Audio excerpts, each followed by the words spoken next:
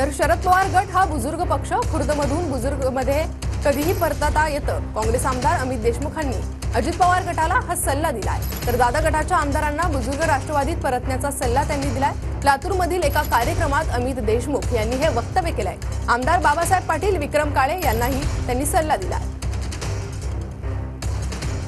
परवाच बाबासाहेब पाटलांना आम्ही प्रेमपत्र पाठवून दिलेलं आहे. आता त्याचं उत्तर काय देतात आम्हाला माहिती नाही. तर तुम्ही आता शरद पवार पक्ष जो आहे म्हणजे राष्ट्रवादी काँग्रेस पक्ष, बुजुर्ग पासून तुम्ही खुर्दला आलेले आहात मुक्कामाला. फार अडचणीचं नाही.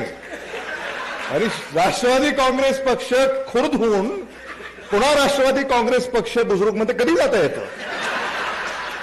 फार अडचण नाही.